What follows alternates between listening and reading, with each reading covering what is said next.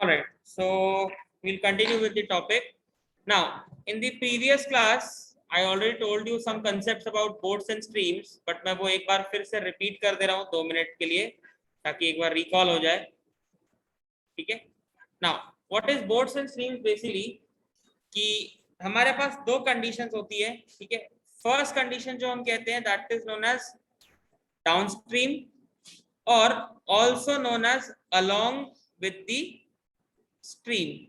Now what is stream here is nothing but आप stream बोलो या उसको बोल दो river, ठीक है, या उसको बोल दो current, तीनों नाम चलते हैं उसके लिए, ऐसा कुछ भी नहीं है, ठीक है?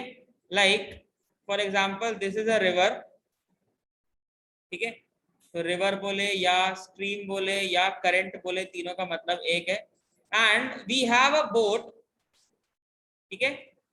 Now बोट की स्पीड अलग है, रिवर की स्पीड अलग है, ठीक है. बोट की स्पीड हम ले रहे हैं मान लो 1 किलोमीटर पर आवर और रिवर की स्पीड ले रहे हैं 20 kilometre per hour. The speed of boat is nothing but known as still water की स्पीड, ठीक है. आपको वो क्वेश्चन में गिवन होगा कि the speed of the boat in still water is given, तो स्टिल वाटर में अगर बोल रहे हैं तो उसी को हम बोल रहे हैं ए, और पानी जिस स्पीड से बह रहा है या फ्लो हो रहा है उसको हम बोलते हैं बी, या speed of river, speed of current. तो अगर बोट और पानी दोनों का डायरेक्शन एक है, ऑब्वियसली पानी हमेशा ऊपर से नीचे की तरफ ही फ्लो होता है यूजुअली. तो अगर बोट भी ऊपर से नीचे आ रही है तो इसीलिए उस कंडीशन को हम बोलते हैं डाउनस्ट्रीम या अलोंग विद द स्ट्रीम.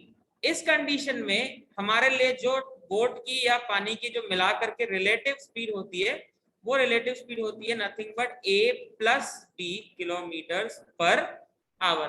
हो सकता है स्पीड km पर आवर में हो सकता है स्पीड मीटर पर सेकंड में भी हो, बट दोनों का ऐड ही होगा क्योंकि दोनों का डायरेक्शन एक जैसा है. अब एक जैसा इन द सेंस, अगर नॉर्मली आप एक फ्लो होते हुए पानी में पेपर बोट को रख देते हो, ठीक है, तो वो जिस स्पीड से पानी फ्लो होता है उसी स्पीड से बोट भी फ्लो होगी. बट अगर आपने बोट को हाथ से एक्स्ट्रा फोर्स प्रोवाइड किया तो और ज्यादा स्पीड बढ़ जाएगी ना. तो बस वही कंडीशन है कि बोट की अपनी स्पीड और पानी की अपनी स्पीड दोनों ऐड हो जाएंगे, तो इसलिए आपकी रिलेटिव स्पीड आएगी a प्लस बी, ठीक है.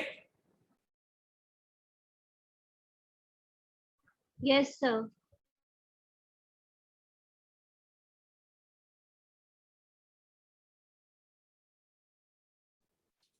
ठीक है, ये हो गई हमारी फर्स्ट कंडीशन.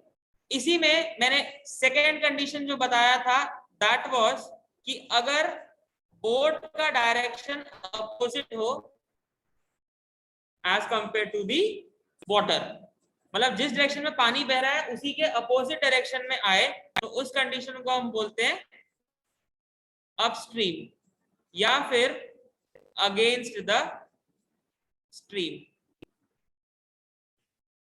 ठीक, इस कंडीशन में होगा ये कि पानी जिस तरफ फ्लो हो रहा है उसके रिवर्स डायरेक्शन में बोट चलेगी, ठीक है. तो होगा ये कि अगर बोट किसी नॉर्मल स्पीड से चल रही है और पानी उल्टा जा रहा है तो पानी उसको रोकने की कोशिश करेगा, ठीक. तो इसीलिए तब आपके लिए रिलेटिव स्पीड हो जाती है a minus b, that is nothing but the speed of boat when it is moving against the stream या अपस्ट्रीम भी उसको. क्लियर है? ये दो बेसिक चीजें थी. बाकी इसके अलावा तो हमें पता है नॉर्मली स्पीड इक्वल टू क्या होता है, डिस्टेंस बाय टाइम. तो भाई डिस्टेंस या तो मेरे लिए स्पीड या तो मेरे लिए a प्लस बी होगी, नहीं तो a माइनस बी होगी. बट डिस्टेंस तो आपको बोल देगा कि नदी में बोट ने 105 किलोमीटर ट्रैवल किया, 48 किलोमीटर ट्रैवल किया, उसके लिए उसको 6 घंटे लगे, 8 घंटे लगे. तो डिस्टेंस होगा, टाइम होगा, आपको स्पीड निकालना है, या स्पीड होगा, टाइम होगा, आपको डिस्टेंस निकालना है. क्योंकि इक्वेशन एक है तो अननोन भी एक ही होता है. हमारा लॉजिक ये है कि अगर एक इक्वेशन है आपके पास तो फिर अननोन वैरायटी भी कितनी होनी चाहिए, सिर्फ. क्लियर? इसी के बेस पे आपके सारे क्वेश्चंस रहेंगे और वो फिर आपसे बन जाएंगे इजीली, बस आपको ये याद रखना है. हाँ, अब बस इसमें एक छोटी सी कंडीशन मैं आपको बता रहा हूं. अगर आपको बोट की स्पीड निकालनी है, ठीक है, अगर आपको निकालना है स्पीड ऑफ बोट, इसका एक शॉर्टकट होता है that is downstream speed plus upstream speed divide by 2, ठीक है। और अगर आपको रिवर का स्पीड निकालना है कि पानी किस स्पीड से फ्लो हो रहा है, तो उसको हम बोलते हैं downstream speed minus upstream speed divide by 2। ठीक, ये कई बार डायरेक्ट क्वेश्चन आपको आता है कि मान लो आपको बोल रहा है कि डाउनस्ट्रीम स्पीड दे दिया यानी a प्लस बी की वैल्यू दे दिया ना, और अपस्ट्रीम स्पीड दे दिया यानी a माइनस बी का, तो आपको इसकी वैल्यू दे दिया मान लो 8, इसकी वैल्यू दे दिया मान लो 4, तो आपको कुछ नहीं करना है, 8 प्लस 4 डिवाइड बाय 2, तो वो आ जाएगी कि बोट की स्पीड कितनी है स्टिल वाटर में। लेकिन वहीं अगर आप 8 माइनस 4 डिवाइड बाय 2 करोगे तो आपको मिल जाएगी रिवर की स्पीड। ठीक है, तो ये दो सिंपल फॉर्मूलाज आपको याद रखने हैं।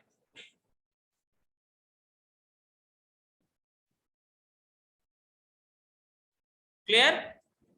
चलो अब क्वेश्चन से स्टार्ट करते हैं। मैं शीट स्क्रीन पे शेयर कर रहा हूं।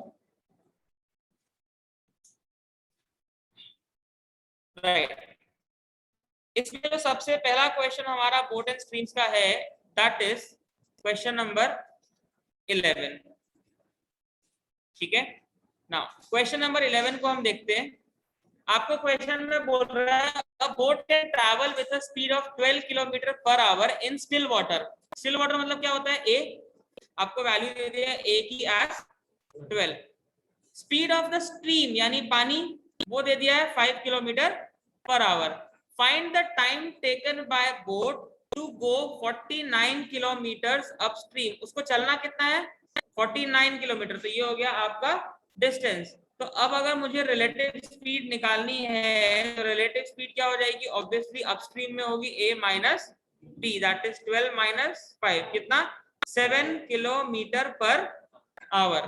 तो हमें बेसिकली निकालना है टाइम टेकन। टाइम होता है nothing but distance by speed, तो डिस्टेंस है 49, स्पीड आई थी रिलेटिव 7, तो आपका कितना टाइम हुआ, 7। करेक्ट।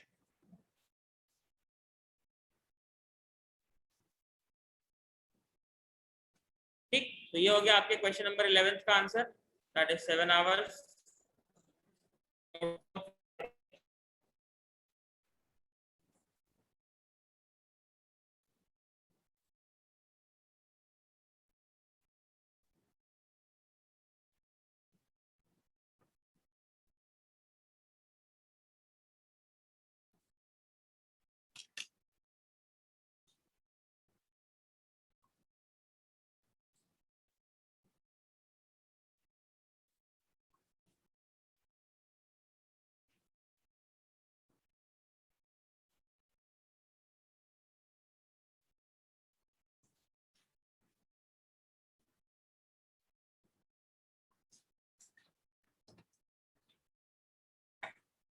ठीक है, क्लियर है? चलिए वैसे ही अगला question, question number 12। Question number 12 में आपको बोल रहा है a man's speed in downstream is 20 kilometre per hour. Downstream मतलब क्या होगा, a प्लस बी की a माइनस बी, आपको a प्लस बी गिवन है एज 20 और स्पीड ऑफ द स्ट्रीम यानी b की वैल्यू गिवन है 2.5। हमें निकालना है बेसिकली a माइनस बी। तो पहले तो मैं दोनों को अगर सब्ट्रैक्ट कर दूं तो यहां से क्या निकल जाएगा, a, क्योंकि b और b सब्ट्रैक्ट हो जाएगा तो कितना आएगा, a 20 minus 2.5 that is 17.5. 17.5. Now our main target is to find out the upstream speed. So that will be 17.5 and also minus 2.5. कितना आएगा? Correct. 15 kilometer per hour. That will be our final answer.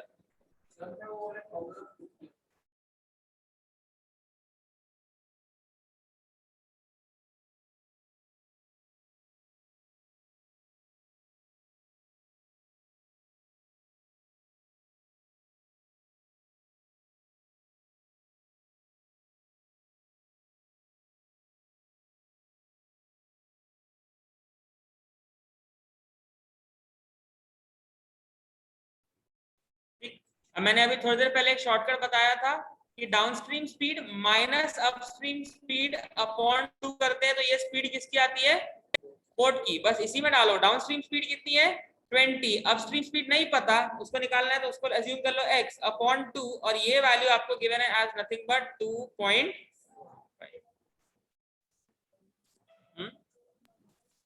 Sir ये shortcut है क्या? हाँ हाँ, जब minus करते तो रिवर क्या आती है। ये तो स्पीड जो गिवन है 2.5, ये तो स्ट्रीम की है ना, रिवर मतलब स्ट्रीम तो होता है। ठीक, तो इसको भी सॉल्व करते तो और इजीली आ जाता। हाँ, वो डाउनस्ट्रीम में ही स्पीड गिवन है, मतलब that is a plus b already given.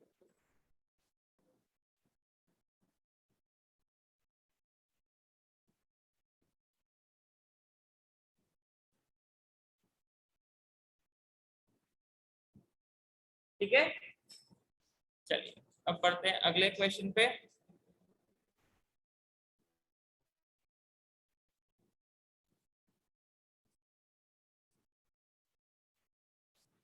Now, coming to question number 30,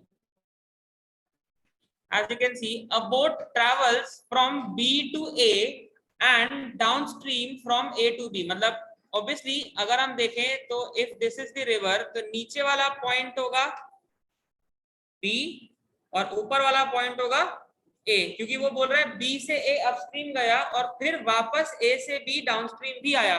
मतलब बोट एक बार ऊपर गई और फिर वापस दोबारा नीचे भी आई। इस पूरे प्रोसेस के लिए उसको टाइम लग रहा है 3 आवर्स।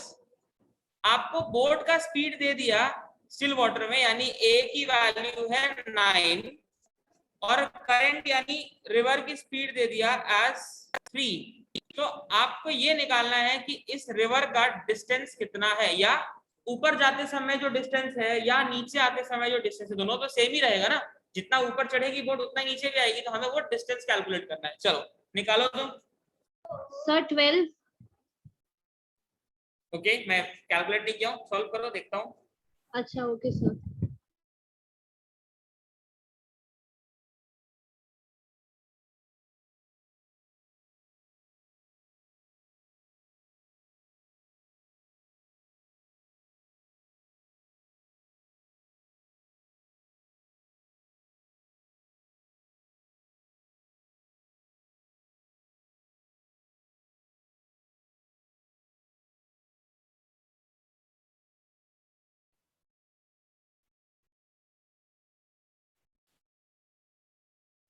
फिफ्टीन 15 ऑप्शन में नहीं है।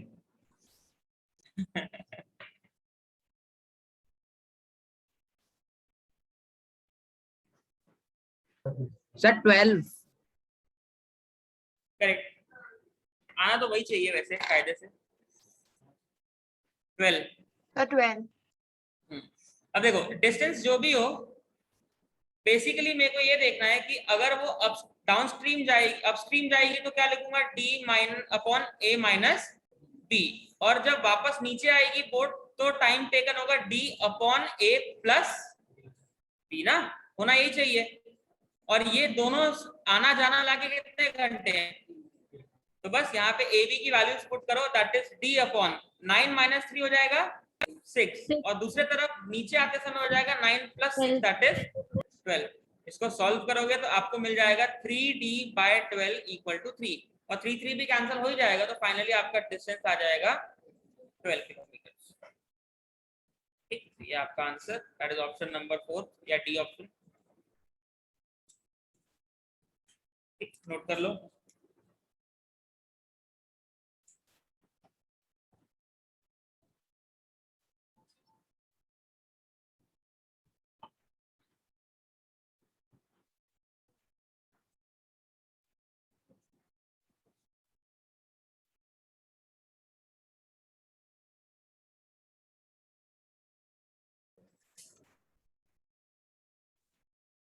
एकदम बाजू में ही है।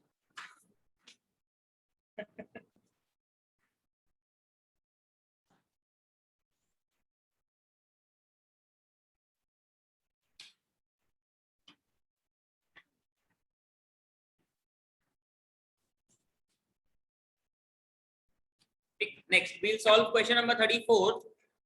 The speed of a boat in still water is 8। मतलब आपको a की वैल्यू दे दिया as 8 and speed of the stream या रिवर दे दिया है as 4. Find the time taken by the boat, that boat has to go 110 kilometres. मेरे computer में रुक जा, फोटो लेती हूँ.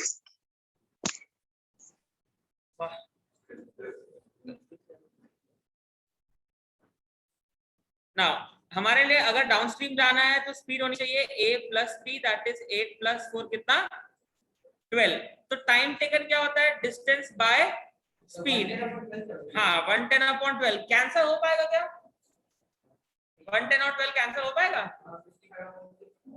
हाँ मतलब 55/6 और कैंसिल हो पाएगा? नहीं हो सकता. तो हमको इसको यही देखना है कि 55/6 तो आ रहा है. पहले तो आप इसको कैंसिल करो तो ये आएगा आपके लिए 6 9 54 और रिमाइंडर क्या बचेगा 1. तो 9 1/6 आवर, मतलब 9 घंटे के बाद 1 घंटे का 1/6 और लगेगा.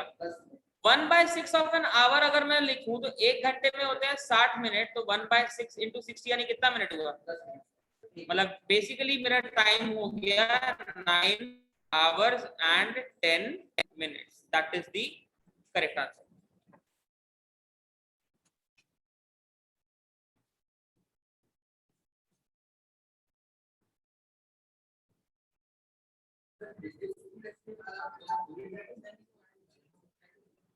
हाँ वही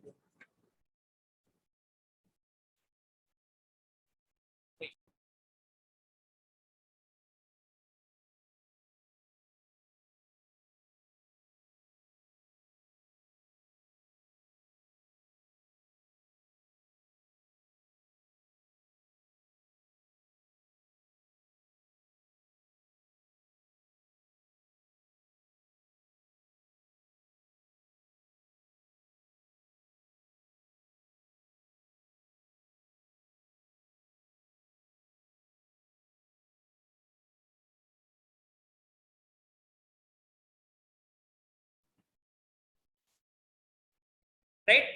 सो I think boat and stream के तो इसमें बेसिकली क्वेश्चंस यही थे. नाउ मैंने एक क्वेश्चन होमवर्क दिया था लास्ट क्लास में, दैट इज क्वेश्चन नंबर 23. 21 तो नहीं, मेरे ख्याल से 23 ही दिया था. 21 तो हम कर चुके थे, 23 ही था यही वाला. I start from my house to reach college at a certain time if I walk at 5. ये वाला ही क्वेश्चन मैंने होमवर्क दिया था. ठीक है.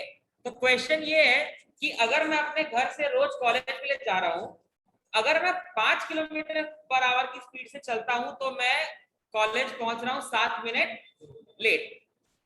लेकिन अगर मैं 5 की जगह 6 की स्पीड से चलता हूँ तो मैं 5 मिनट जल्दी पहुंच रहा हूँ. So find the distance of college from my house. अब डिस्टेंस निकालने बोला है, बस मेरे को एक चीज बताओ, 5 की स्पीड पे चलने पे लेट और 6 की स्पीड पे चलने पे जल्दी पहुंच रहा हूं. तो एक्चुअल स्पीड क्या 5 होगी? नहीं होगी. एक्चुअल स्पीड 6 भी हो सकती है क्या? नहीं हो सकती. बीच में ही कोई आएगा, मतलब स्पीड 5 पॉइंट समथिंग कुछ आनी चाहिए ना. इस टाइप के क्वेश्चन को सॉल्व करने का आपको तरीका ये देखना है. ठीक है. घर से लेके कॉलेज तक का डिस्टेंस कुछ भी कर लो है कांस्टेंट. मेरे पास दो कंडीशंस हैं. पहला condition 1 that the speed is 5 kilometre per our. Second condition में उसकी स्पीड है 6 किलोमीटर पर आवर.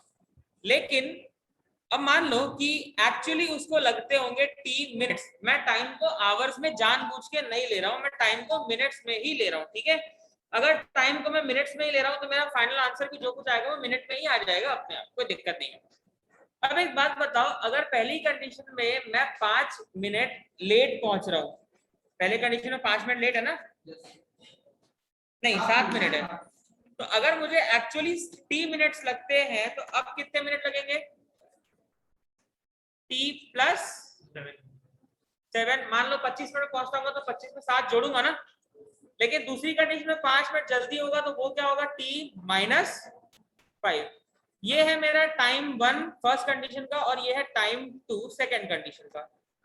नाउ मैंने बताया था कि हमारे लिए स्पीड होता है डिस्टेंस बाय टाइम, लेकिन अगर मैं डिस्टेंस को एक कांस्टेंट टर्म ले लूं तो स्पीड और टाइम एक दूसरे के होते हैं इनवर्सली प्रोपोर्शनल। इनवर्सली प्रोपोर्शनल का शॉर्टेस्ट मीनिंग ये है कि अगर दो लोगों की स्पीड और टाइम को कंपेयर किया जाए तो S1 बाय S2 होता है T2 बाय T1।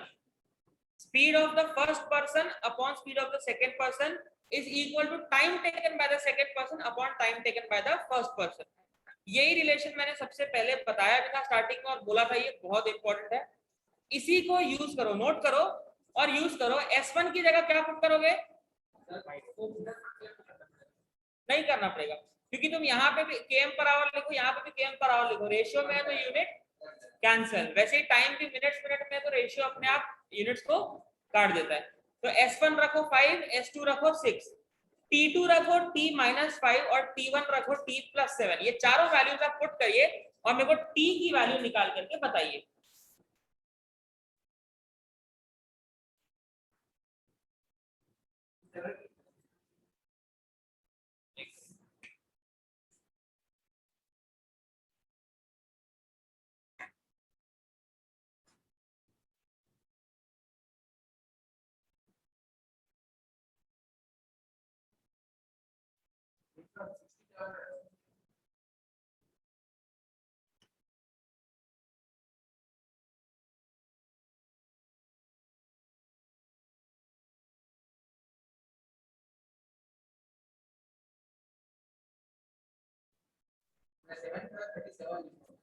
बहुत बढ़िया,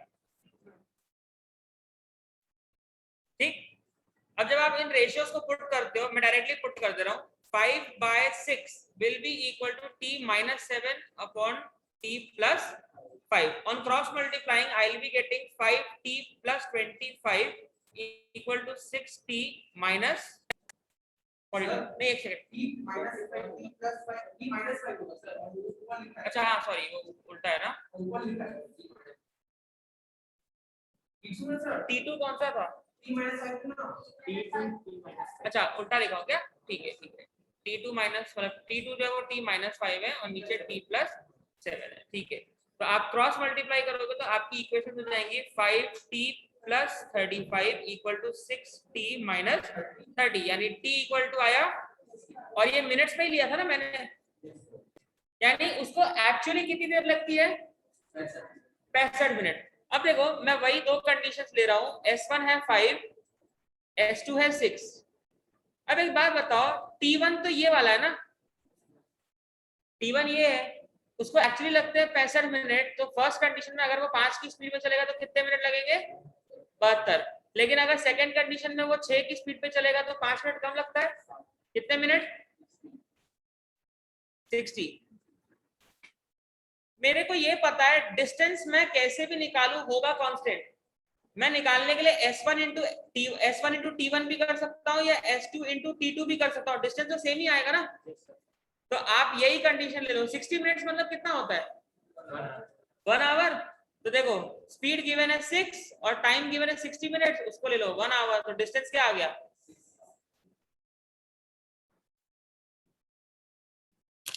ठीक। इस टाइप के क्वेश्चन का इन शॉर्ट मीनिंग ये है कि आप कुछ भी करो, सबसे पहले आपको एक्चुअल टाइम ही निकालना पड़ेगा, उसके बिना क्वेश्चन सॉल्व नहीं होगा। ठीक है, क्योंकि हम रेशियो ले रहे हैं तो रेशियो के थ्रू भी सबसे पहली चीज कौन सी निकल रही है हमारे पास? T, that is the actual time जो उस आदमी को लगता है चलने के लिए, वो 65 मिनट जो आया। तो जब तक टी नहीं निकलेगा आप डिस्टेंस निकाल नहीं सकते। ठीक है, नोट करो, फिर आगे बढ़ते हैं।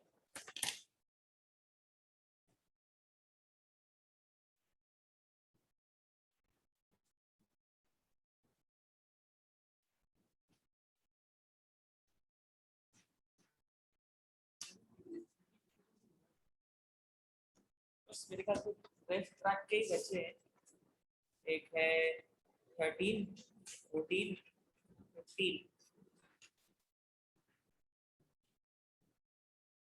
रेस ट्रैक के उतने ही है, बट मैं वही है कि मैं एक दो स्पेशल अलग टाइप के क्वेश्चंस कुछ करवाना चाह रहा हूँ।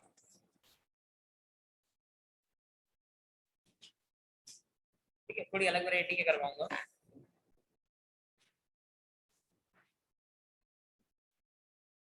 ठीक है, चलिए अब बढ़ते हैं आगे अगले क्वेश्चन पे।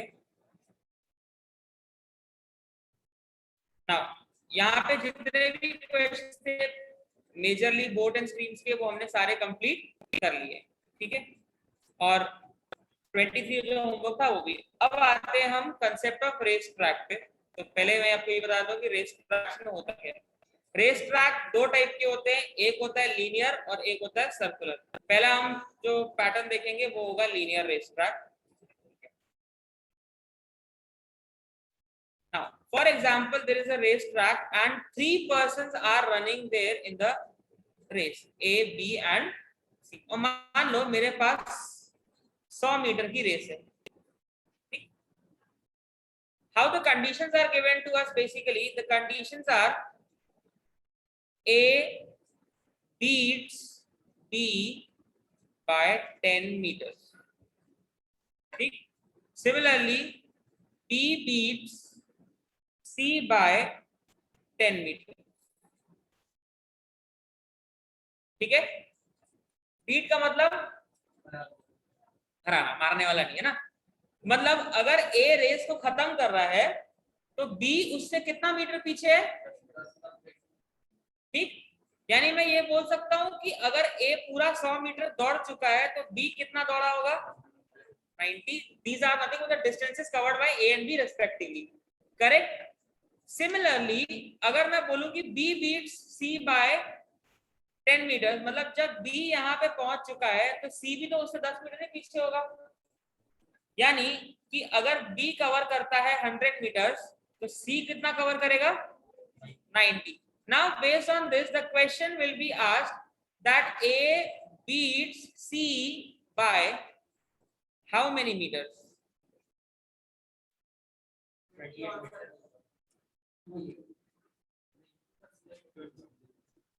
मेरे को पता है मोस्टली सब लोगों को लग रहा होगा कि ए बी को 10 से हरा रहा है, बी सी को 10 से हरा रहा है, तो ए सी को 20 से हराएगा। वो नहीं हो सकता। अगर ए बी को 10 से हरा रहा है तो बी भी सी को 10 से तब हराएगा जब बी खत्म कर लिया हो। अभी खत्म किया है क्या, नहीं, तो वो 10 से हराए ये जरूरी नहीं है। मतलब सी इससे भी 10 मीटर पीछे हो, दिस इज नॉट नेसेसरी, क्योंकि बी अभी तक फिनिशिंग पॉइंट पे पहुंचा नहीं है, पहुंचना बाकी है। ठीक, अब इसमें मेजरली हमको ये देखना है कि अगर ए यहां से पूरा टाइम यहां तक दौड़ रहा है तो बी यहां से लेके यहीं तक दौड़ रहा है, मतलब दोनों के दौड़ने का टाइम सेम है। तो हमारे लिए यहाँ पे कंसेप्ट आता है कि हम दो पर्सन्स को जब रिलेट करते हैं तो हमारे लिए टाइम हो जाता है constant. Whenever the time is constant, speed और डिस्टेंस एक दूसरे के इनवर्सली डायरेक्टली प्रोपोर्शनल होते हैं, जिससे हमें एक रिलेशन ये मिलता है ए की स्पीड अपॉन बी की speed is nothing but distance A का दौड़ा हुआ अपॉन डिस्टेंस बी का दौड़ा हुआ। जितना ए दौड़ेगा और जितना बी दौड़ेगा उनका रेशियो निकालोगे, वही उनके स्पीड्स का भी रेशियो होता है। क्लियर? इसको नोट करो, फिर मैं आगे बढ़ता हूँ क्योंकि मेरे को रब करना पड़ेगा बोर्ड।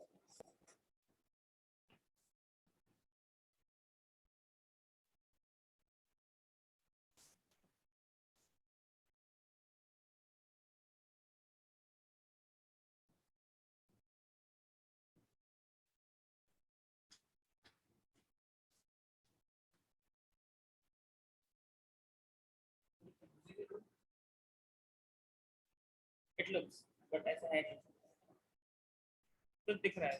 तो इसका आंसर क्या होगा?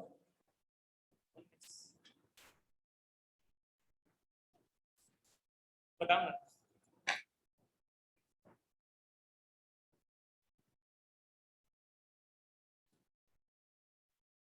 ठीक है, अब जैसे कि मैंने यहाँ साइड में डिस्टेंसेस लिखे हैं तो मैं आपको वही लिख के बता रहा हूँ, यूज करके बता रहा हूँ। ठीक है, जो सेंटेंसेस लिखे हैं मैं उसको फिलहाल के लिए हटा दे रहा हूँ, हमें सिर्फ डायग्राम पे फोकस करना है और कुछ नहीं। अब देखो s of a upon s of b is equal to d of a upon d of b, यानी डिस्टेंस ऑफ a कितना है 100, तो b का डिस्टेंस कितना है 90। तो ये जो स्पीड का रेशियो होता है वही रेशियो तो डिस्टेंसेस का भी तो होता है ना, तो मैं यहाँ पे directly d of A upon d of b लिख लेता हूँ, इसलिए ज्यादा बेटर होगा। सेम मेरे को ये बताओ बी और सी के डिस्टेंसेस का रेशियो भी क्या होगा, सेम होगा, क्योंकि यहाँ पे लिखा हूँ कि जब बी 100 दौड़ रहा है तो उतने देर में सी कितना दौड़ रहा है 90। मेरे को रेशियो निकालना है d a upon D c, तो इससे मेरे को ये पता चल जाएगा कि जब ए सी 100 मीटर दौड़ लेगा तो सी कितना दौड़ेगा, तो मैं दोनों का गैप फाइंड आउट कर सकता हूँ। अगर मैं ये दोनों रेशियोज को मल्टीप्लाई कर दूं तो क्या होगा, बी वाला डिस्टेंस कट जाएगा, मतलब ये डीबी और ये डीबी कट सकता है ना, कटेगा ना पक्का, तो आपको क्या मिलेगा d a upon D c, यानी कि 100 इंटू 100 अपॉन 90 इंटू 90। इसको सॉल्व करोगे तो आएगा 100/81। इसका मतलब मेरी रेस कितने मीटर की है 100, तो जब ए 100 मीटर दौड़ रहा है तो सी कितना दौड़ रहा है 81, यानी ए अगर रेस पूरी खत्म कर लेता है तो सी पूरा नहीं खत्म करेगा, सिर्फ 81 मीटर तक ही पहुंच पाएगा। कितना गैप दिख रहा है 19, तो मतलब ए ने सी को कितने मीटर से हराया 19, क्योंकि दोनों का आपको सिर्फ गैप चेक करना है।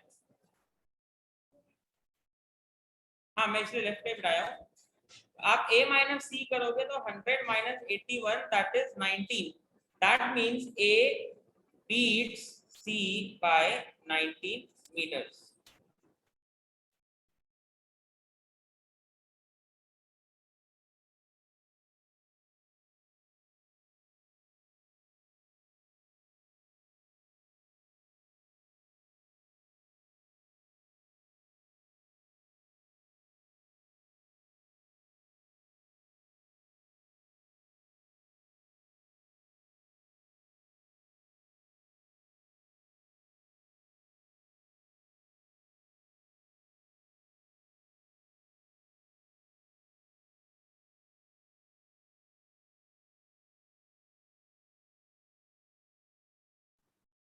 ठीक है, मैं फिर भी एक बार और अच्छे से एक्सप्लेन कर दे रहा हूँ दोबारा।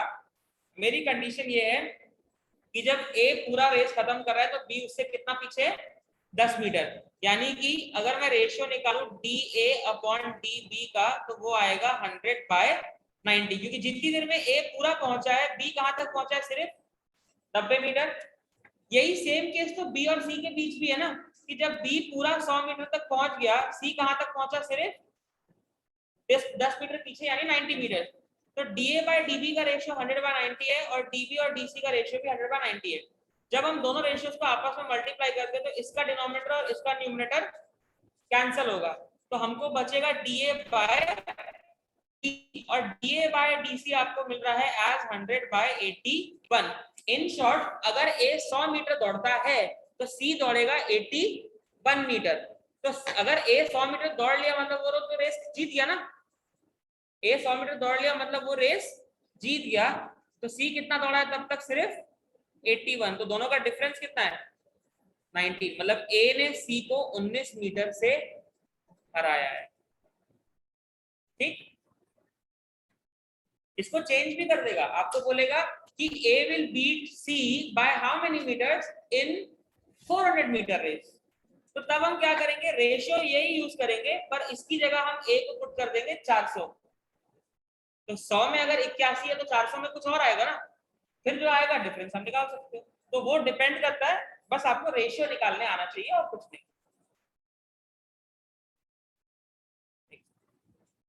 हाँ मेगा अनम्यूट कर लो, बोलो। तो इंटू 90 और 100 क्यों किया है? इसको तो 100/90 रेशियो आ गया, उसके बाद 100 इंटू 90 और क्यों इंटू किया है?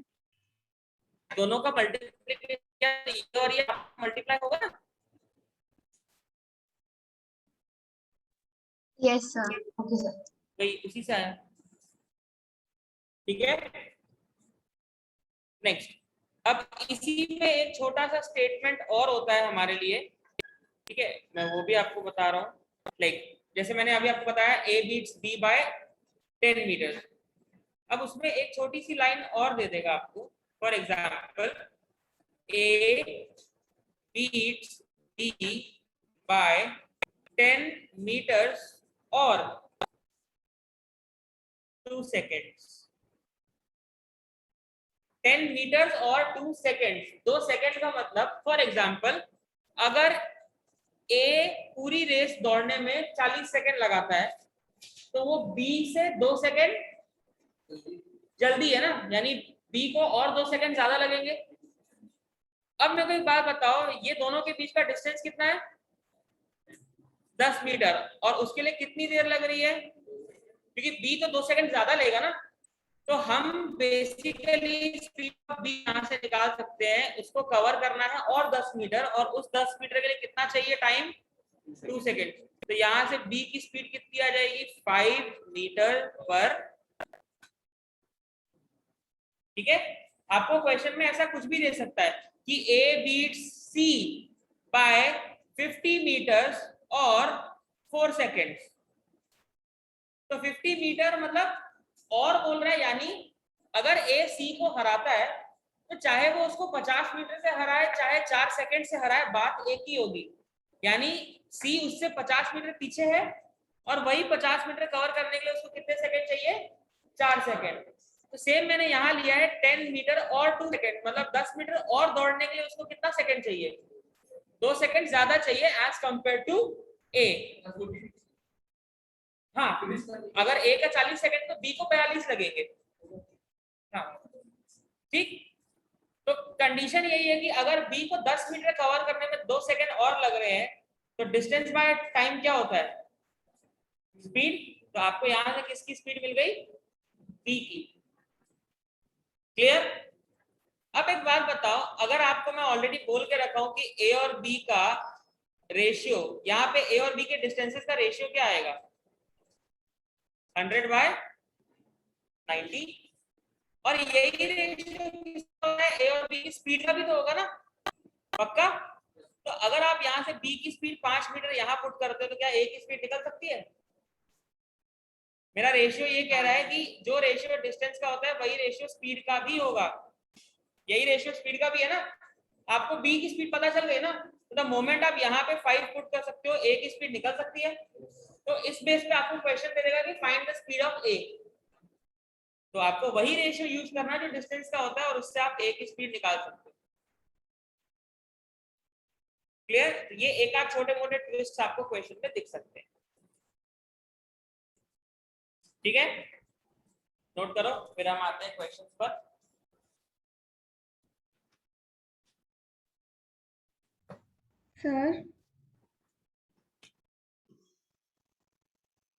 Sir,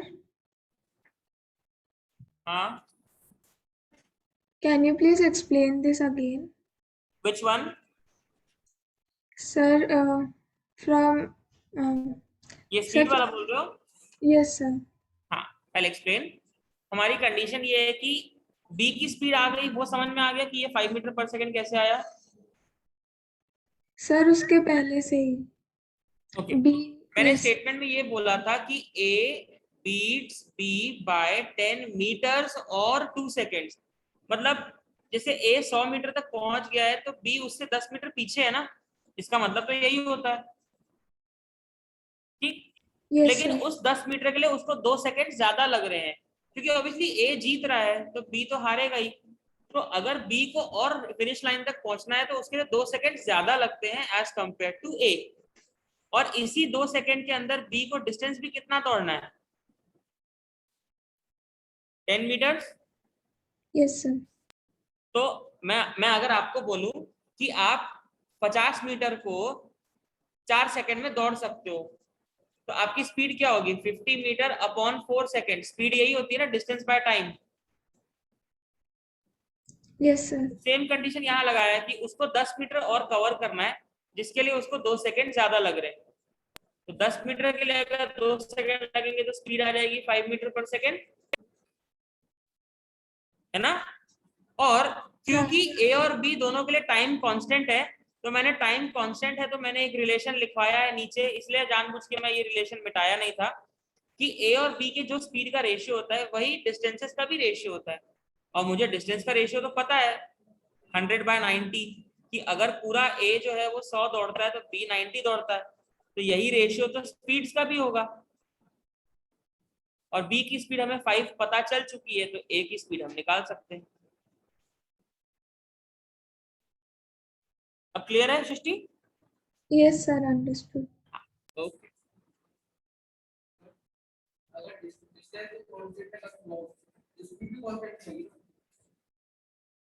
स्पीड तो सबकी अलग रहेगी ना।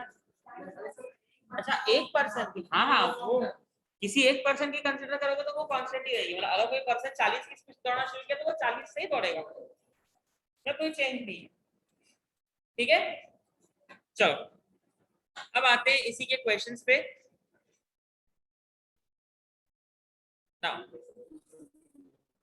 Question number 13, in a 100-meter race A beats B by 10 meters and C by 28 meters। A जो है वो B को तो 10 मीटर से हरा रहा है, लेकिन C को 28 मीटर से हरा रहा है। तो उसी रेस में B जो है वो C को कितने मीटर से हराएगा, हमें वो निकालना है। ठीक है,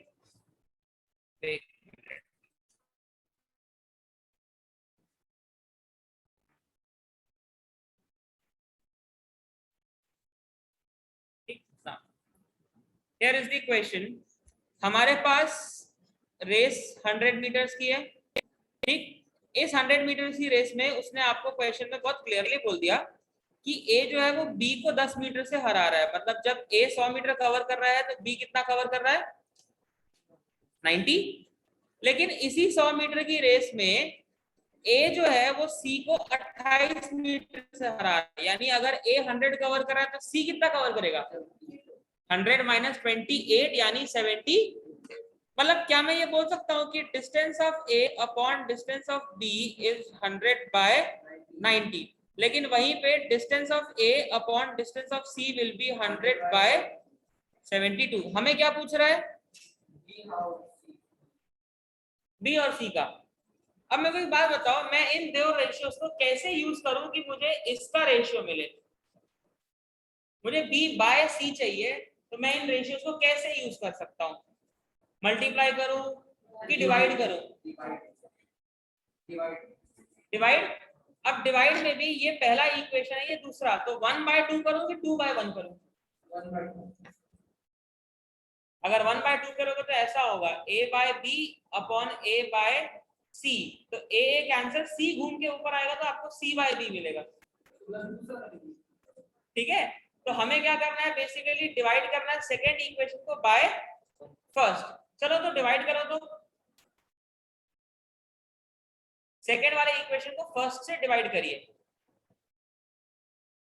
तो आपकी इक्वेशन कुछ ऐसी हो जाएगी, dA by dC whole upon dA by dB equal to 100 by 72 upon 100 by 90। दोनों तरफ से 100 कटेगा, कितना आएगा, 90 बाय 72।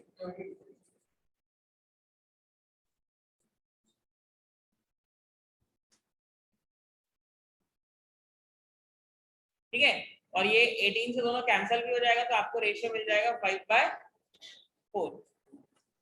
और कैंसिल हो सकता है, 18 5 जा 18 4 जा, दोनों कैंसिल हो जाएगा, तो आपको फाइनली मिलेगा बी और सी का रेशियो 5/4। ठीक है, यहाँ का आ गया 90% क्वेश्चन सॉल्व हो गया। अब हमारा सिर्फ 10% क्वेश्चन ही बचा है। ठीक, अब 10% क्वेश्चन क्या बचा है वो आपको ये देखना है। उसने क्वेश्चन में पूछा है कि in the same race B beats C by, मतलब अभी मेरे को इस रेशियो से क्या पता चल रहा है कि अगर B 5 मीटर दौड़ता है तो C कितना दौड़ता है, 4। तो मतलब अगर B 10 दौड़ेगा तो C कितना दौड़ेगा, 8। B 20 दौड़ेगा तो C कितना दौड़ेगा, है ना। तो उसने ये पूछा कि अगर B 100 दौड़ेगा तो C कितना दौड़ेगा। समझ में आया आपको। यहाँ पे dB की वैल्यू क्या पुट करनी है, 100, क्योंकि रेशियो आपको पता है 5:4। तो आप सीधा सीधा यही बोल सकते हो ना कि मेरे पास ये इक्वेशन आ गई है, इक्वेशन, हाँ, that is ratio. Not exact. Sir 80 तो रेशियो आपके पास 5/4 है, तो अगर ये आदमी 100 डिस्टेंस आ जाएगा, जो भी है कितना आ रहा है 80, तो इसको आप अगर 100 फुट करते हो तो डीसी आता है आपके पास 80, तो दोनों का गैप कितना हुआ, 20 मतलब बी से 20 मीटर पीछे है ना सी। तो क्वेश्चन का आंसर क्लियरली आ गया कि बी बीट सी बाय,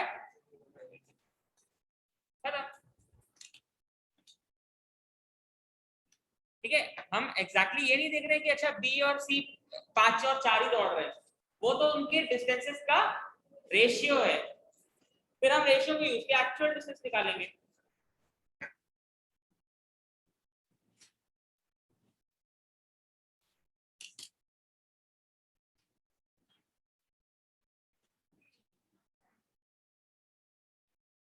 मैंने बी की जगह 100 पुट किया तो क्रॉस मल्टीप्लाई करूंगा, जहां पे बी लिखा होगा डी बी, वहां 100 पुट करो तो डीसी आ जाएगा।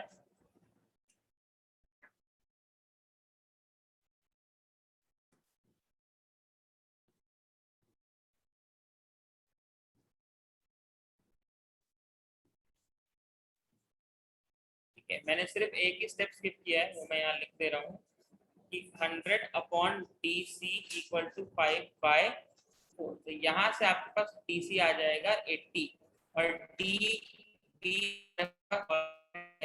दोनों का गैप हो गया 20 मीटर।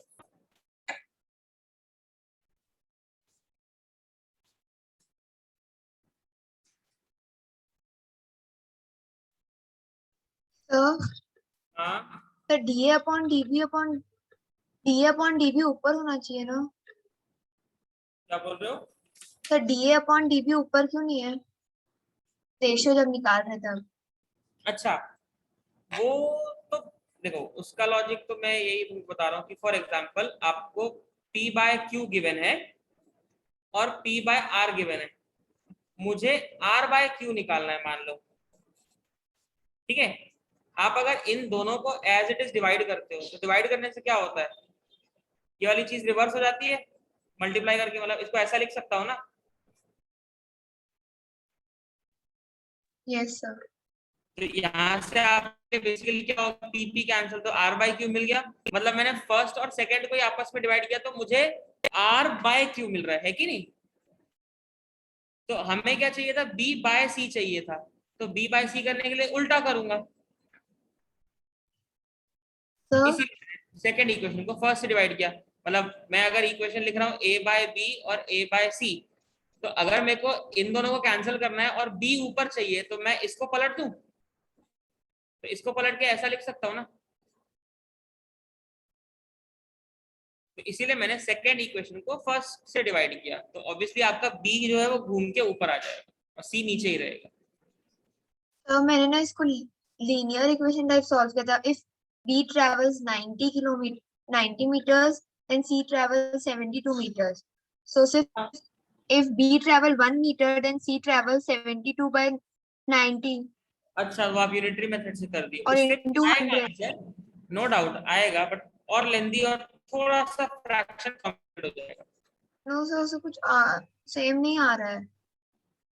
सेम आ रहा है, हाँ सर सेम आ रहा है सर। हाँ वही सेम आएगा बट थोड़ा सा लेंदी हो जाएगा बस। नहीं सर क्योंकि ये बार हमको टॉपिक स्कूल में है इस बार। अच्छा ओके, चलो next question number 14। A and B take part in 100-meter race. A runs at 5 kilometer per hour and B at 6 kilometer per hour। अब देखो ये सबसे सिंपल क्वेश्चन है, ठीक है। आपको रेस का लेंथ दे दिया है एज 100 मीटर और ए और बी की स्पीड दे दिया है 5 एंड 6। मेरे को ये देखना है कि बी ए को कितने मीटर से बीट करेगा, निकालो।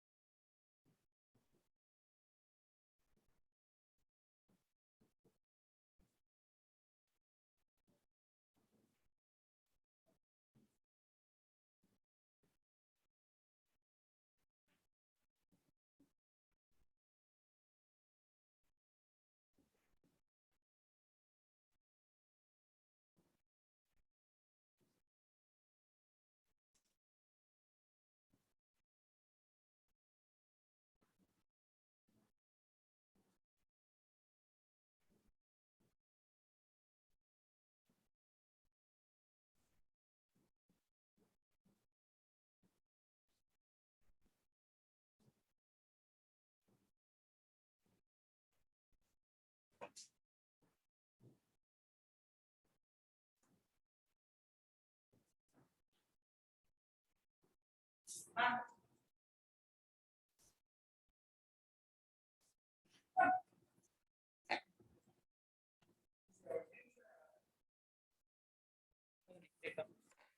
देखो क्वेश्चन में आपको ये बोल दिया है ए की स्पीड है 5, बी की स्पीड है 6।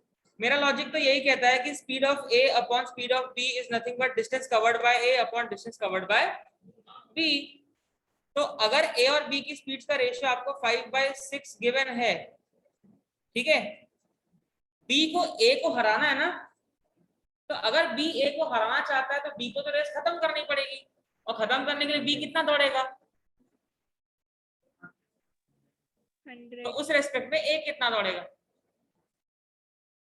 बस आपको वैल्यूज पुट करनी है, ए और बी के स्पीड है 5, 6, बी का डिस्टेंस है 100, ए का डिस्टेंस निकाल लो, 5 into 100 upon 6, all the decimals आएगा, निकालो।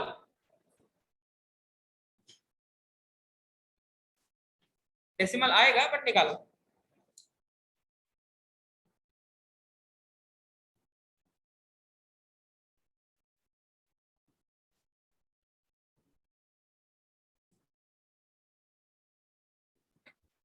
ठीक है, 500 upon 6 आपके लिए कितना आएगा,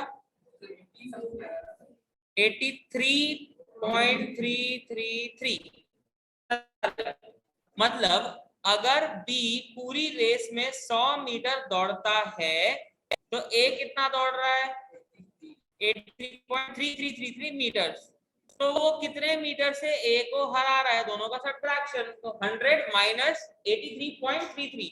पहले तो हाँ, पहले 83 ही माइनस करो तो कितना बचेगा, 17, और उसमें से भी 0.3333 माइनस करो, हाँ तो 16.66, यानी B 16.7. beats A by 16 point, हाँ?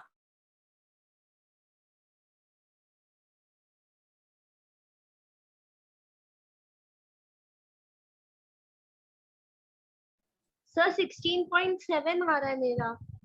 16.7 भी बोल सकते हो, बट एकदम प्रिसाइज आंसर आपका यही होगा। Okay sir. ऑप्शन में 17 नहीं मार्क करना है, ऑप्शन में आपको 16.666, हाँ यहाँ नहीं गिवन है, बट अगर गिवन होगा तो।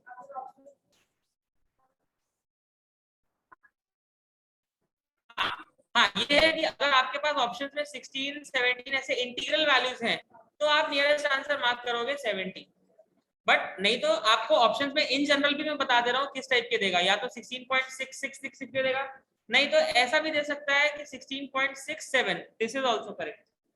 तो या तो पहला देगा या दूसरा देगा, कोई एक ही देगा।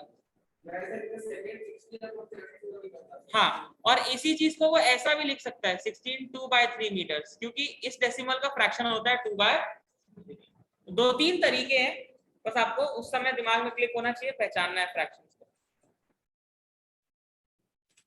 ठीक है, ये हो गया नाउ। तो ये था आपके लीनियर ट्रैक के 2 क्वेश्चन। अब आते हैं सर्कुलर, बट हाँ बिफोर सर्कुलर ट्रैक, चलो एक क्वेश्चन मैं बता रहा हूँ, वर्बली बता रहा हूँ, बट उसको नोट करो। In a race Rita gives Sita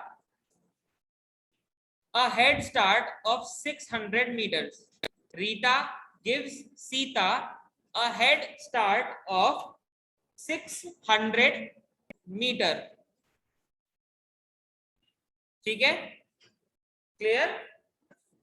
The ratios of the speed of Rita and Sita. The ratio of the speed of Rita and Sita is 7:4. ये इनकी स्पीड का रेशियो है, ठीक है। So what is the length of race?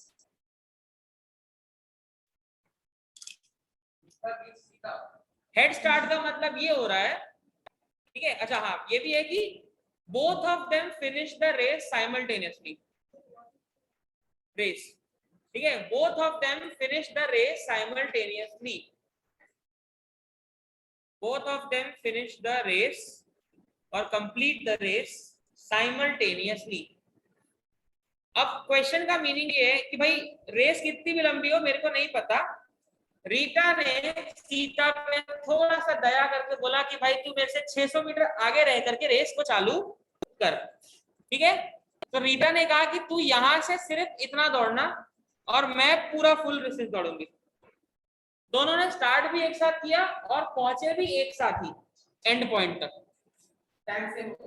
तो time, अब आपको ये बस बोल रहा है कि ये पूरा रेस का जो लेंथ है वो कितना होगा। चलो ट्राई करो, टेक 2 मिनट्स, इत्मीनान से सोचो और try करो।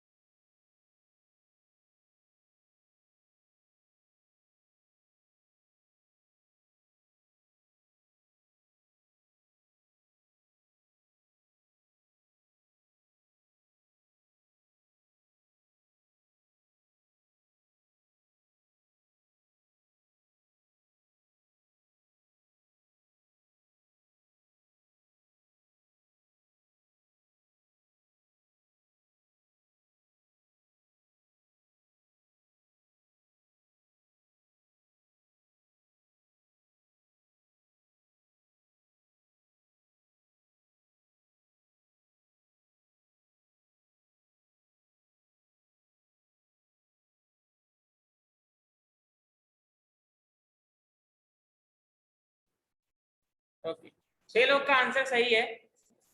नाउ क्वेश्चन मेरा बेसिकली ये है कि आपको स्पीड का रेशियो दे दिया है, जितनी देर में सीता ने ये डिस्टेंस दौड़ा उतनी देर में रीटा ने पूरा डिस्टेंस दौड़ा है।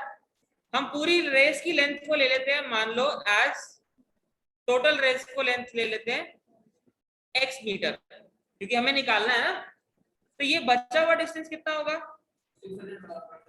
नहीं, अब एक बात बताओ, speed of Rita upon speed of Sita is nothing but distance travelled by Rita upon distance travelled by Sita, यही होगा। क्योंकि दोनों के दौड़ने का टाइम रेशियो क्या गिवन है, 7/4। रीटा कितना दौड़ रही है? पूरी रेस ना, और पूरी रेस को मैंने क्या लिया है x, और सीता कितना दौड़ रही है? सिर्फ x माइनस क्रॉस मल्टीप्लाई।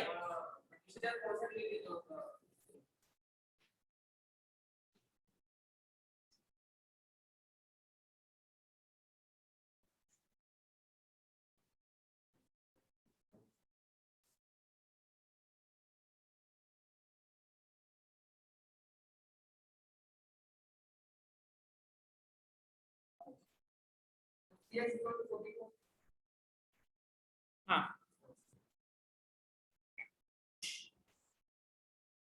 यहाँ से आप सॉल्व करोगे क्रॉस मल्टीप्लाई करके, तो मेरे ख्याल से शायद आपको x मिलेगा 200, नहीं सॉरी x, हाँ तो 1400 मिल जाएगा। हाँ 1400 आएगा, ठीक है पक्का। एक तरीका तो ये है कि आप प्रॉपर टाइम पीरियड के अकॉर्डिंगली सकते हो। इसका एक बहुत प्यारा सा शॉर्टकट मेथड बता रहा हूँ, सिर्फ ध्यान से देखना और समझने की कोशिश करना। कौन सा? नहीं, उसी दूसरे मेथड बता रहा हूँ। देखो अब मैं इनकी स्पीड्स को ले लेता हूँ 7x और 3x, हाँ सॉरी 4x। तो डिस्टेंस भी तो यही रेशियो रहेगा, 7x और 4x। अब एक बात बताओ, जो स्पीड का रेशियो होगा वही डिस्टेंस का है, ये मानते हैं अपन। यानी क्या मैं ये बोल सकता हूँ कि रीटा दौड़ रही है 7x और सीता दौड़ रही है 4x, दोनों के बीच का गैप कितना होगा? and it is equal to, तो आप यूनिटरी मेथड लगा सकते हो कि अगर 3x 600 है तो फिर 7x कितना होगा? हाँ, x यहाँ पे 200 आएगा, तो अगर आपका 3x 600 है तो डायरेक्ट 7x निकल सकता है, क्योंकि आपको दोनों का गैप दिया हुआ है। अनदर मेथड और अनदर अप्रोच, थोड़ा सोचने का अलग तरीका, ठीक है। Now we'll move to question number 15, ठीक है। क्वेश्चन नंबर 15 में आपको बोल रहा है A and B start to run from a circular point or circular track of a length 300 meter. हमारा ट्रैक अब सर्कुलर है, ठीक है। एक तो ये कभी जीवन में नहीं सकता,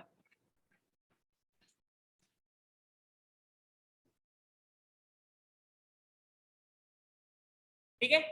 इस सर्कुलर ट्रैक की आपको लेंथ दे दिया है 300 मीटर।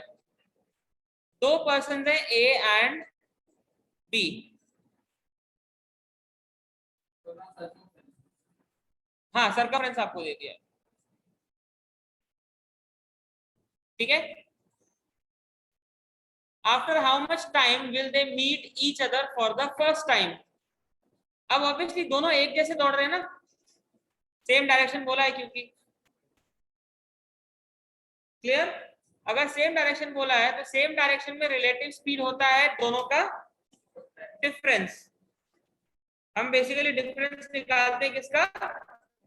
स्पीड का। तो यहाँ पे सबसे बड़ी स्पीड कौन सी है? 8, और दूसरी स्पीड कौन सी है? 5। तो रिलेटिव स्पीड कितनी आ गई? ठीक है। टाइम क्या होता है? Distance by distance. कितना है ट्रैक का? बस 300 अपॉन 3, कितना? दैट्स इट, खत्म, ठीक है। हाँ, 100 सेकंड को वो ऑप्शन में कन्वर्ट करके भी दे सकता है। 100 सेकंड मतलब मैं उसको ये भी बोल सकता हूँ 1 मिनट एंड 40 सेकंड भी बोल सकता है, क्योंकि हम 60 के अकॉर्डिंगली उसको कंपेयर करेंगे, ठीक है। तो स्पीड इसलिए यहाँ पे सब्ट्रैक्ट हुई क्योंकि दोनों का डायरेक्शन सेम है। अगर दोनों को बोलता कि अपोजिट है तो प्लस, और कुछ नहीं है लॉजिक। ट्रैक है उसको मैं ओपन करके, तो एक तरफ तो ऐसे दोनों सेम दौड़ेंगे, दूसरे में कंसेप्ट वही है, ठीक है। क्लियर है यहां तक? All right. अब एक क्वेश्चन मैं आपको भेज रहा हूं सभी को,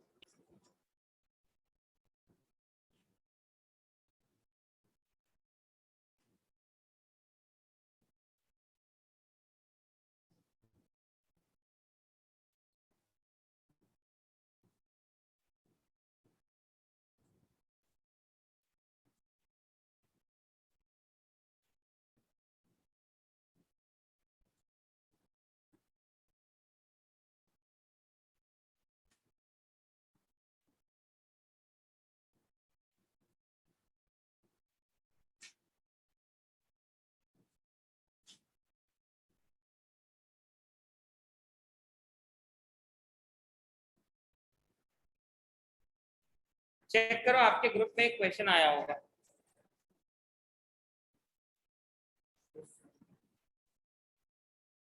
आया? सॉल्व करो।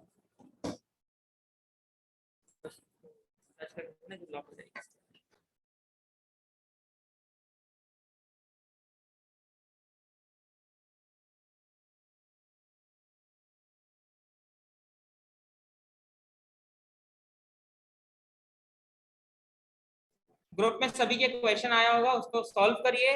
टेक 2-3 मिनट्स, सॉल्व करो, फिर मैं बताऊंगा।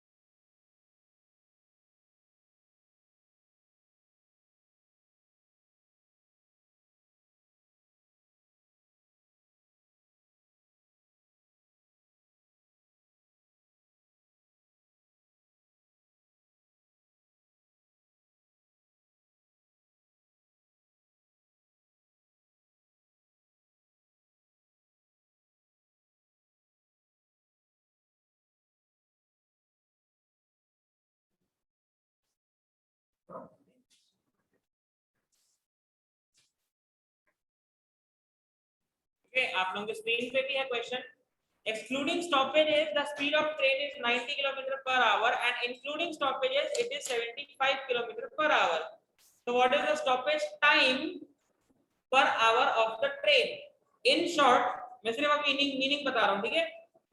अगर ट्रेन पूरे रास्ते भर बिना रुकते हुए चले तो उसकी स्पीड एवरेज क्या निकल रही है? 90 किलोमीटर पर आवर। लेकिन अगर वो रुक रुक के चलती है तो उसकी स्पीड निकलती है 75 किलोमीटर पर आवर।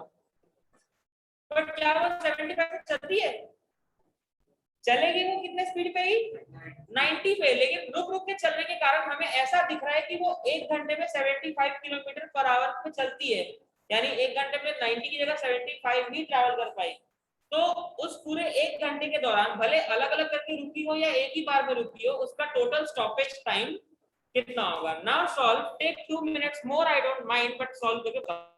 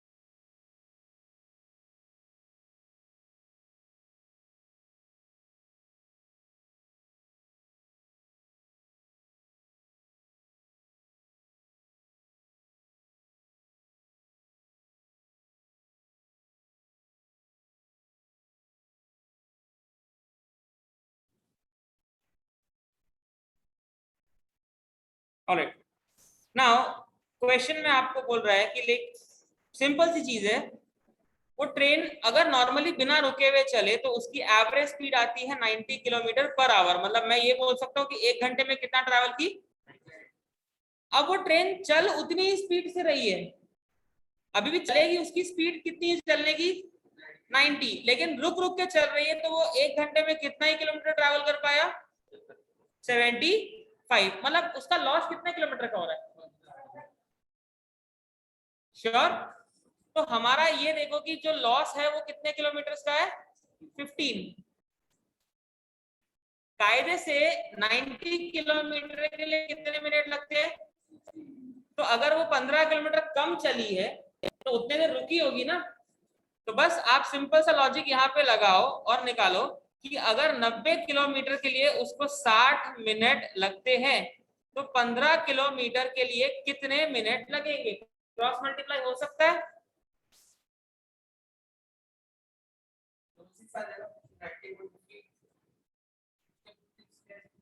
भाई अगर 90 किलोमीटर चलने के लिए उसको 1 घंटा यानी 60 मिनट लगता है तो 15 किलोमीटर चलने के लिए कितना मिनट लगेगा?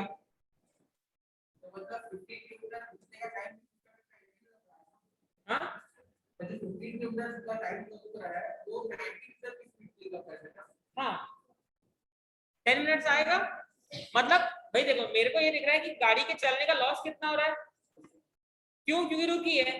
तो 15 किलोमीटर चलने के लिए उसको 10 मिनट लगते हैं, तो अगर वो कम चली है मतलब 10 मिनट कम चली होगी। तो 1 घंटे के ड्यूरेशन में ट्रेन कितनी देर रुकी? 10 मिनट्स। वही आपका आंसर। ऐसा नहीं है। क्लियर है सभी को? तो हमें बस ये देखना है कि कितना चल रही है और एक्चुअल स्पीड कितनी है, दोनों का गैप। ठीक है। इन शॉर्ट में अगर इसका आपको शॉर्टकट बताऊं तो 90 माइनस कितने का लॉस दिख रहा है 15, लेकिन एक्चुअली लगना कितना चाहिए स्पीड उसका 90, 15/90 और इनटू 1 घंटे में कितना मिनट होता है बस।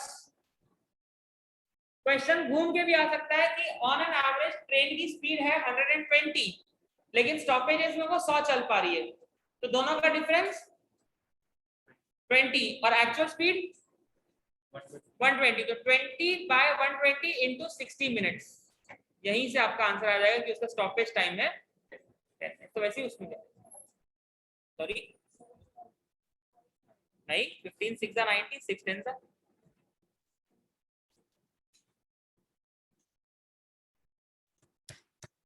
ठीक है, क्लियर है। अगला चलो ये वाला ट्राई करो।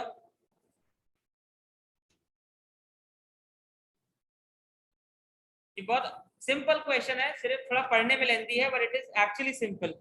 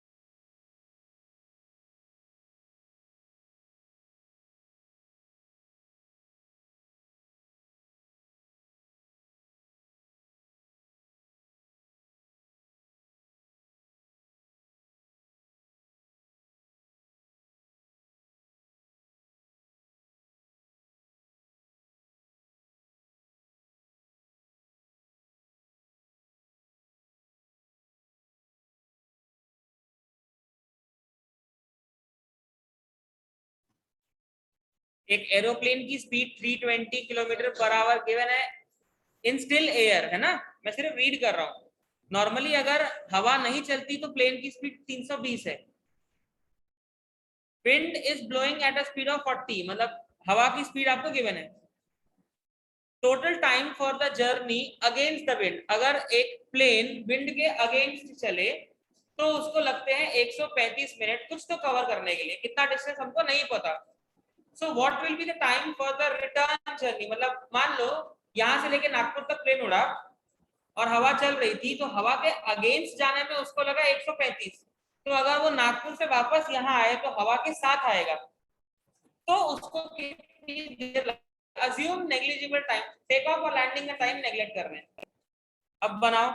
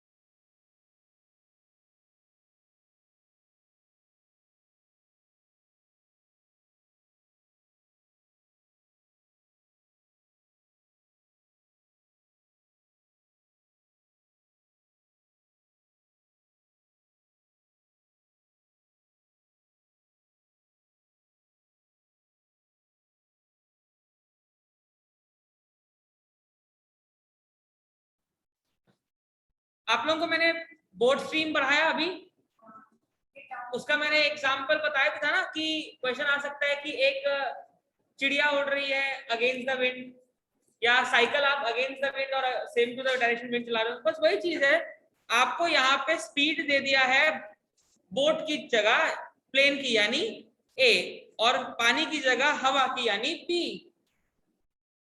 ठीक, अब क्वेश्चन में आपको बोल रहा है हमारे लिए डिस्टेंस क्या होता है, स्पीड इनटू टाइम।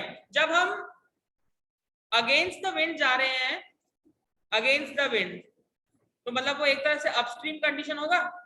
तो अपस्ट्रीम को हम क्या बोल सकते हैं, a माइनस बी, यानी a minus B into time. Time क्या है 135 मिनट्स, उसको मैं आवर में कन्वर्ट करने के लिए 60 से डिवाइड कर दूंगा। a माइनस बी क्या होगा 320 माइनस 40 यानी 280 इंटू 135 बाय 60 आवर्स। कैंसिल हो जाएगा बहुत आसानी से, कोई दिक्कत नहीं है, कैंसिल करो।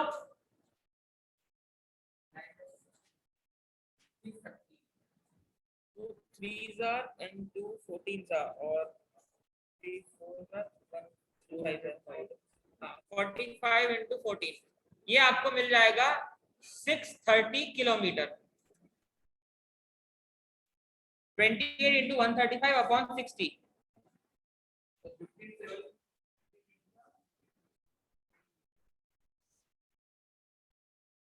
अब 280 into 135 upon 60 बेसिकली, तो ये आ जाएगा कितना 630 किलोमीटर। मतलब जो प्लेन ने पहले डिस्टेंस ट्रैवल किया था वो 630 था, तो वापसी में भी 630 ही चलेगा ना, वापसी में भी 630 ही चलना है। तो अगर वापसी में भी 630 ही चलना है तो सेकंड कंडीशन में भी उसका डिस्टेंस सेम है, दैट इज 630। लेकिन अब स्पीड क्या हो जाएगी a प्लस बी, क्योंकि हवा के साथ,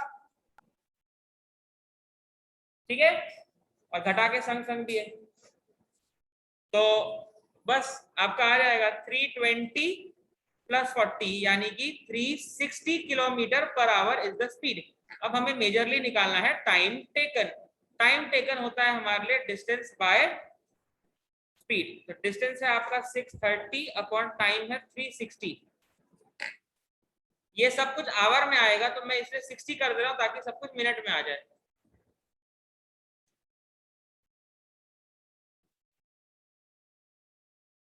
ठीक है, आपको टाइम आवर तो मिलेगा तो मैं उसको 60 कर दे रहा हूं क्योंकि सारे ऑप्शंस मिनट में है।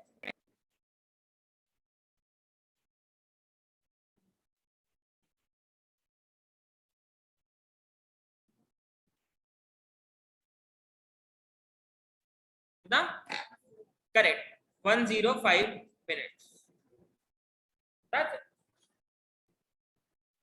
बोट एंड स्ट्रीम वाला ही लॉजिक है, इट्स जस्ट वो प्लेन और हवा के साथ। ये सेम चीज आपको प्लेन की जगह बर्ड भी दे सकता है कि चिड़िया उड़ रही है, साइकिलिस्ट हवा से, कुछ भी, एनीथिंग कैन बी गिवन। ठीक है, या आप साइकिलिंग कर रहे हो, एक स्लोप में आप साइकिलिंग कर रहे हो, मतलब चढ़ते हुए स्लोप में आप साइकिलिंग कर रहे हो, तो आपकी स्पीड, वैसे जब आप चलते हो तो मान लो आपकी साइकिल की स्पीड है 40, लेकिन चढ़ते समय आपकी स्पीड हो जाती है 30 और उतरते समय स्पीड हो जाती है 50। अगेन वही है, up hill and down hill, up hill and down hill, पहाड़ पे चढ़ते समय पहाड़ पे, सबका कंसेप्ट ठीक। ये थे, एक और क्वेश्चन भेज के रखा हूं बट वो आपका होमवर्क है, वो आप करके आओगे। तो अगली क्लास जब भी जो भी होगी, बट 2 मिनट उसको हम डिस्कस करेंगे, फिर अगले टॉपिक पे मूव करेंगे। ठीक है, तो वो आपका होमवर्क है, उसको आप करके ही आओगे। वो नॉर्मली ट्रेन वाला कुछ क्वेश्चन दिया होगा। ठीक है, तो आज के लिए इतना ही।